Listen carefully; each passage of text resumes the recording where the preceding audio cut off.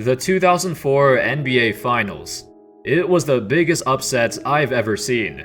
The Los Angeles Lakers were the heavy favorites to win the championship. The majority of fans believed that they would win. In fact, if you take a look at the odds for that series when it first began, the Lakers had a line of -550 while the Pistons were at +400. For those unfamiliar with betting odds, if you want to bet on the Lakers, that basically means you'd have to bet $550 to win just $100. But for the Pistons line, if you bet $100, you'd win $400. It turns out this betting line at the start of the series would have the biggest differential out of any finals matchup for the next 13 years, until 2017 when the Warriors and Cavs played, and that one was really lopsided. But while we remember the 2004 finals as the story of an underdog taking down the Giants, there was a lot more happening behind the scenes. How's it going, fellas? My name's Andy, and today we're going to take a look at the 2004 NBA Finals. First, here's the context. The Detroit Pistons have been a good team for the last few years. They were always competing in the playoffs in the East, winning about 50 games, and when it comes to defense, they were near the top of the league. Unfortunately, they haven't been able to get over the hump. Losing to teams like the Celtics, the Nets, it was a tough road, and they did not stand out above them. That would change in the middle of the 2003-04 season. The Pistons made a mid-season trade to acquire Rasheed Wallace, the starting power forward that they've been looking for. This trade pushed them over the top and they instantly became the best team in the East. In the 2004 playoffs, they had a tough road to the finals as usual because all the teams they faced were so good defensively. This unfortunately led to some really boring games. A 7-game series against the Nets where, just look at the score for Game 1. These teams would regularly score in the 60s, in the 70s, the pace was ridiculously slow even by their standards, and games felt like they took forever. Against the Pacers, there was that incredible block by Tayshaun Prince on Reggie Miller, but overall, the series would be similar to the previous one. Very slow-paced, low scoring, that's what happens when you got the best defensive teams battling it out. On the other side of the bracket, the Los Angeles Lakers also had a fun time. The second round saw Derek Fisher hit the game-winning shot that I'm sure we all know about. The 0.4-second shot that gave the Lakers a 3-2 series lead. And man, I did watch this live, but I'm still shocked at how these teams were scoring in the 70s. I get that the spacing wasn't as good as today, but you still had prime Kobe and Shaq on the same team. Along with Karl Malone, Gary Payton, you'd expect to score more than 70. But little did everyone know, this series would be a foreshadowing of what would happen in the finals. It was obvious that something was wrong with the Lakers' offense. Anyway, the Lakers would knock off the first seed Timberwolves in the conference finals. This series might have turned out differently if Sam Cassell was healthy, but that wasn't the case, and honestly, the Wolves just didn't have the personnel to stop the Lakers. And nobody gave him a chance. Nobody gave the Pistons a chance against the Lakers. Nobody. This series is won by Lakers. Lakers, long or short? 6 games. This brings us to the finals, the Pistons and the Lakers, two teams with completely different storylines. One was expected to dominate, and the other wasn't even expected to be there.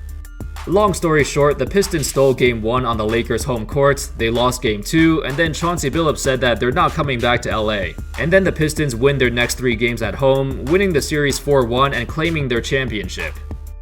But how did it happen? As I mentioned earlier, there was a lot going on behind the scenes for both teams. We'll start with the Lakers. The Lakers had a lot of drama off the court all season long, and most of it centered around Kobe. The Kobe and Shaq feud was at its all-time high, and there was also that Kobe rape trial all over the news. According to Rick Fox, he said, "We got off to such an incredible start, everything everyone expected us to be. We appeared to be that. Then Karl went down, and then there were challenges of what we were going to be as we increasingly reached moments of debate on how we should play. And then Kobe's trial dominated our weekly conversation amongst the team and in the newspaper and the media." Before the series even started, Tayshaun Prince recalled a moment when him and a couple other players were in the GM's office. They were talking over the phone with Isaiah Thomas, and Prince heard him say, "We're about to shock the world and nobody knows it but us. Everybody thinks we're about to get swept, and it's a possibility that they're going to get swept." This was a couple days before the series started. Nobody had any faith in the Pistons except for themselves and their fans. You know, looking back at the series and the highlights, you'd assume that Ben Wallace shut down Shaq, but that actually wasn't the case. Shaq was still very dominant. He averaged 27 points on 63%. But what Ben Wallace did do was allow the Pistons to play everybody else straight up with no doubles. Most of the time he took Shaq one-on-one, and although looking at the numbers, it didn't look like he slowed him down, he still made him work for every bucket.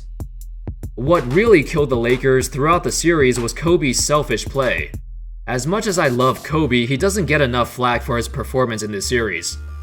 According to Chauncey Billups, he said, "Our game plan was very calculated. We knew we were going to play Shaq straight up. We knew there was no way we could stop Shaq straight up. And there was also no way we could stop Kobe straight up. But if we're going to play Shaq straight up, the Lakers' eyes are going to get big, which means they're going to keep throwing the ball down there. But what's going to happen is Mr. Bryant is going to get a little discouraged with getting no touches, and now the second half comes around and now he's pressing. He's going to start coming down and just breaking the offense. When you do that, you're done. You're playing right into our hands. Even if you start making those shots, you're finished." Now, at the time, like I said, the Kobe vs. Shaq feud was going on and the media was all over it. The perception was that Kobe can't win by himself and Shaq was the better player. But in that series, Kobe wanted to prove them wrong. Unfortunately, that didn't work out. Despite Kobe taking about 30 more shots than Shaq, he scored 20 fewer points. Like, look at the difference between their shot attempts and their efficiency. That's crazy. Recently, I've seen some people make comparisons between great players and their worst finals. Kobe's 2004 versus LeBron's 2011 comes to mind. And while most people would say that LeBron's performance was worse, Kobe's was pretty damn bad too. It was different though. LeBron was just too passive. He didn't take over the game like he was expected to, and he deferred to D. Wade. But Kobe was the opposite. He was way too aggressive, forcing up too many bad shots that he basically shot his team out of the series.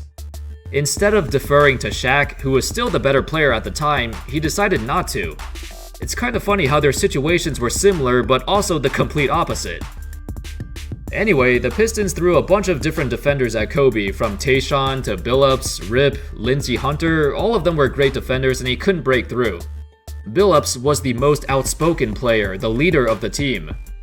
Up until then, his career was a roller coaster, being the third pick of his draft and not really accomplishing anything until he came to Detroit. His performance in the series was kinda his coming out party. On the biggest stage, everything came together. He was making his shots, he was drawing fouls, he was getting to the rim. None of the Lakers guards could stop him. He finished the series averaging 21 points per game on ridiculous efficiency. While the Lakers relied on their talent to carry them all season, the Pistons relied on their chemistry. This was a very tight group of guys who played the game cohesively, offensively, defensively, everything was clicking. The Lakers were a team with clashing personalities, and everybody knew that if they lost, they were going to blow it up. Something needed to change. Kobe said that, "I wasn't going to play with Shaq anymore after that. That just wasn't going to happen." Phil Jackson said that, "I saw it coming, being a lame duck coach, having a group of kids that were at each other's throat for most of the year." The aftermath of this loss was brutal. In the summer of 2004, the Lakers had a big decision to make, and they ultimately decided to keep Kobe and trade Shaq, mainly because Shaq was getting older. At the end of the day, this is what Kobe wanted, to lead his own team and win a championship without Shaq. And although the first couple years were rough, during the Lakers' rebuilding phase, he was still able to do it. And that's all, folks. That sums up the story of the 2004 NBA Finals.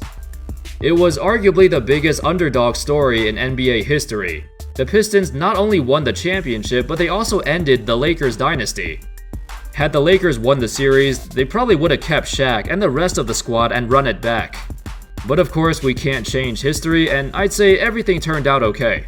Anyway, thank you all so much for watching. I hope you enjoyed the video, and as always, I'll see you next time. Peace.